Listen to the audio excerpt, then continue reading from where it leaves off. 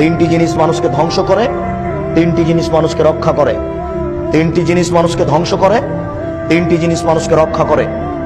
এক, তাকওয়াল্লাহ ফিস সিররি ওয়াল আলানিয়া, যে আল্লাহকে প্রকাশ্যে ভয় করে, যে আল্লাহকে গোপনে ভয় করে, সে জান্নাতে যাবে, সে বেঁচে গেছে।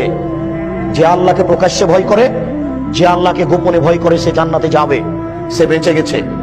দুই, কওলুল হক ফির রেজা ওয়াস সাখাত, সুলি হলেও সত্য কথা বলে, ফাঁসি হলেও সত্য কথা বলে, ও বেঁচে গেছে, ও জান্নাতে যাবে।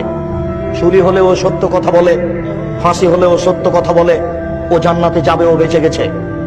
তিন, আল ইকতিসাদু ফিল ফাকরি ওয়াল গিনা, মধ্যম পন্থায় খরচ করে, ধনী হলেও গরিব হলেও মধ্যম পন্থায় খরচ করে, যে সেই বেঁচে যাবে, ধনী হলেও গরিব হলেও।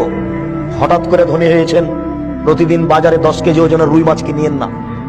হঠাৎ করে টাকা কমে গেলে রুই মাছ কিনতে পারবেন না, এলাকার লোক নিন্দা করবে, এই কাজ করিয়েন না।